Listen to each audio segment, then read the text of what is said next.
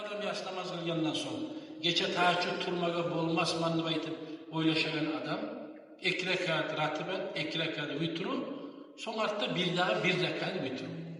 Şu tahminle biterdi şu. Kılagan adam bile adatga çok tahajjudni kılagan adam bolsa 2 rekat witrni kılasan 1 rekat witru kılinmay.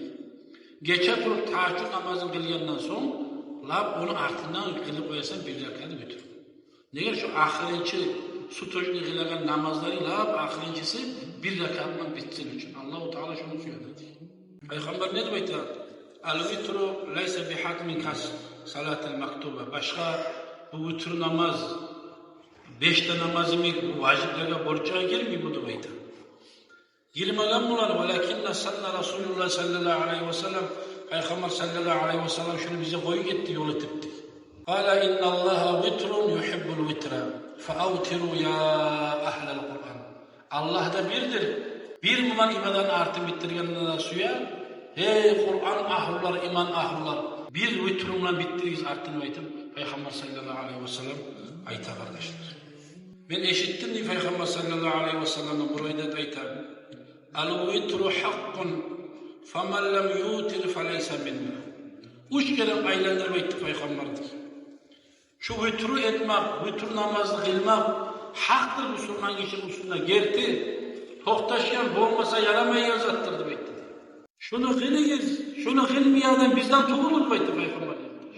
Ay nedir manası bizden tuğulur degenler?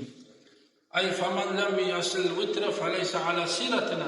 Bizim sünnetimizni yurtaganlardan tuğulur şunu aytdı. Wala mutamassiken bi sunnatina. Bizim men koyup ketken sünnet yolumu tutkanlardan tuğulur şunu aytdı. Vitru namazı kılmayanlar. Bu sayede zahirinden tutup İmam Abu Hanife bunu şerhinde yazıyor bu hadisine. Ozunu mazhabinde İmam Abu Hanife vacip et, borç et koydu. Bunu hacca kayda verenler burası. Şu borç namaz değil mi? Kıla. Ozgi mazhabı.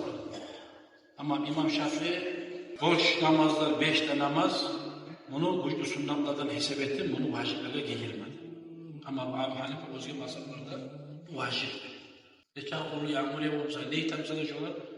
Burası şu namazını, tojne borç namazını kılı oldu. Neger ozan mazhabinde borç et koydu. Allahu a'lam.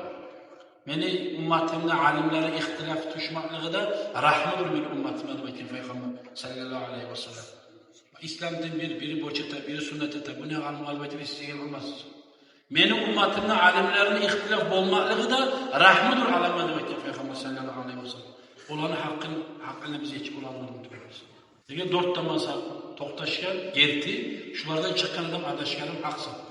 Qaysini tutsa da shu birini tutib yurmak.